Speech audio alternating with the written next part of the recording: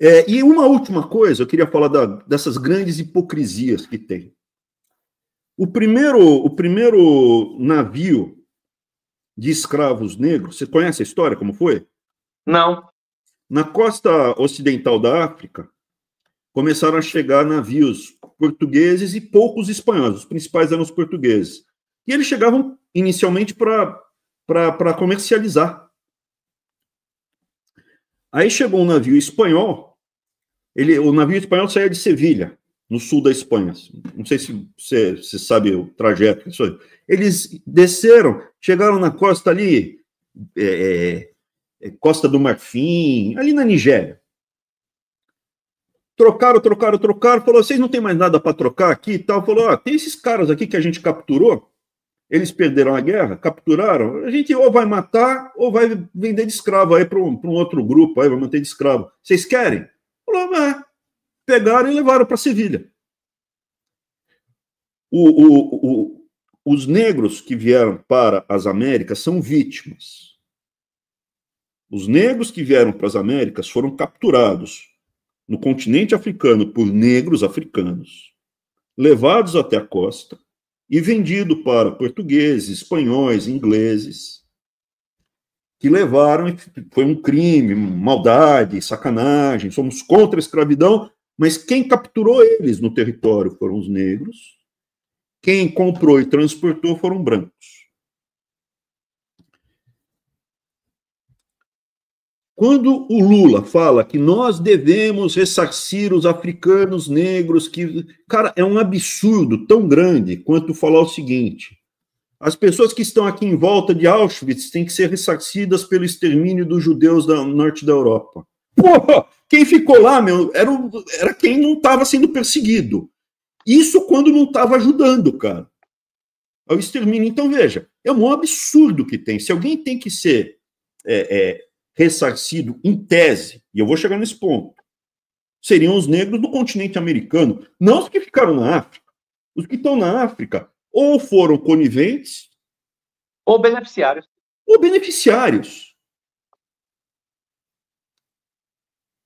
Agora, eu vou falar uma coisa para você. O meu avô, na mão de nazistas, sofreu, foi exterminado, tal. Os alemães também levaram bomba na cabeça, a mulherada foi estuprada, um horror.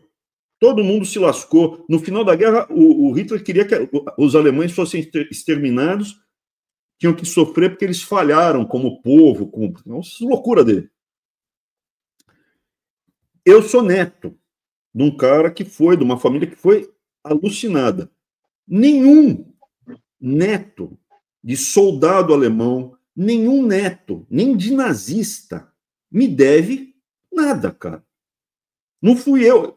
Sim, minha família sofreu, meu avô sofreu. Quem tem que ser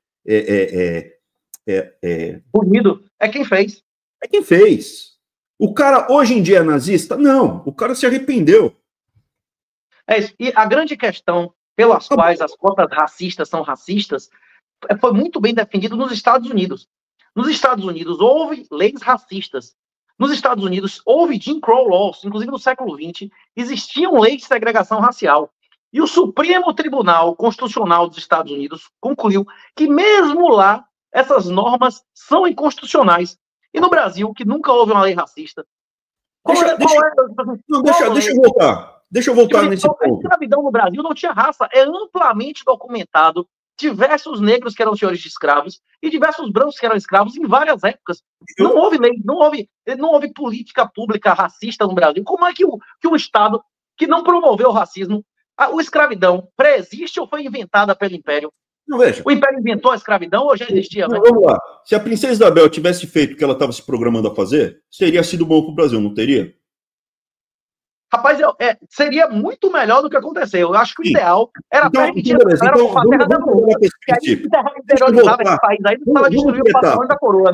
Vamos fatiar esse peru gradual, porque senão é difícil de encarar ele inteiro.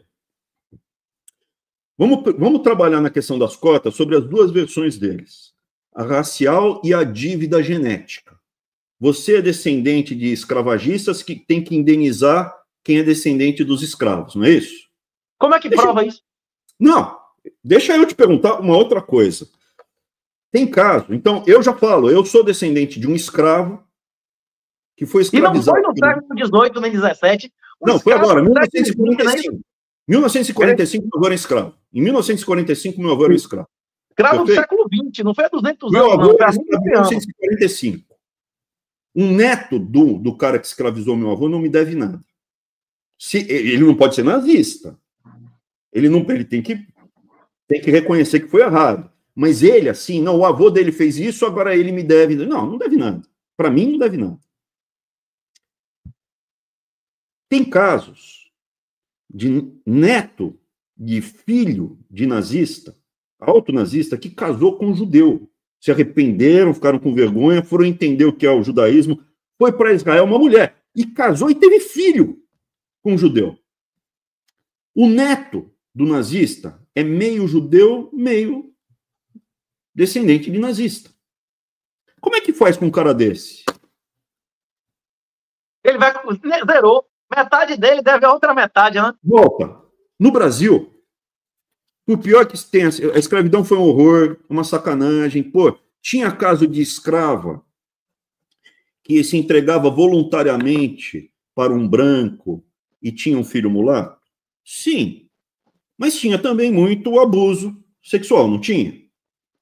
O filho do fruto desse abuso, ele é 50% escravocrata, geneticamente, e 50% escravo. Como é que faz com esse cara? Então não é uma dívida histórica genética. Tem que ser da circunstância. Não, esse cara daqui, ele sofre preconceito porque, tem uma predisposição ao pessoal olhar torto para gente negra. Apesar da gente ver aqui nos escravos, 2/3 eram negros, 1/3 não era negro.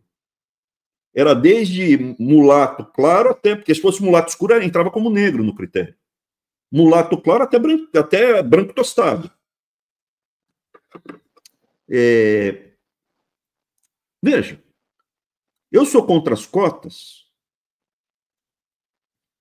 conceitualmente, mas eu aceito o argumento, olha, Princesa Isabel ali não conseguiu reparar, vamos fazer uma política para a gente resolver aqui e tal, diminuir. O cara é coitado, o cara não tem referência, nunca teve oportunidade, a família está presa aqui nesse pântano há 200 anos. Vamos fazer uma política de resgatar? Beleza. Quem está no pântano e sofre por causa disso, beleza. Agora, o cara tem que vir de baixo. Porque tem negro rico no Brasil. O filho do Pelé não precisa ser resgatado, não precisa ter cota para o filho do Pelé, para o filho dos atores da Globo, para o filho das apresentadoras da Globo. Não precisa ter cota para eles, concorda comigo? Rapaz, para mim não precisa ter cota para ninguém. Se a Universidade Federal não existe para selecionar os melhores, bicho, ela não existe para nada, né? E muito menos para pós-graduação. Porque assim, o cara, já fez a graduação, o cara já é advogado formado, o cara já é engenheiro formado, o cara já é médico formado. Não, na pós-graduação eu preciso ter uma cota porque alguém tem que me proteger. Cara, contrata um advogado e se vira, cara. Você é grandão, Você é um advogado formado, não precisa ter cota. O senhor sabe isso 10 vezes melhor do que eu, que o senhor foi ministro da Educação. Cada vaga no ProUni, cada vaga em uma faculdade privada, custa várias vezes menos do que a vaga do mesmo curso em universidade pública, não é isso?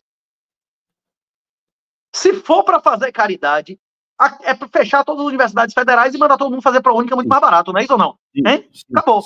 A Universidade Federal não existe ou não deveria existir para fazer caridade.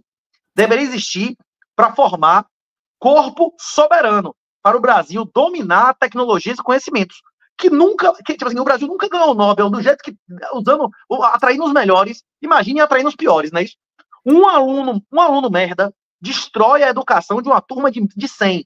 O professor sempre vai modular para o pior, não é isso?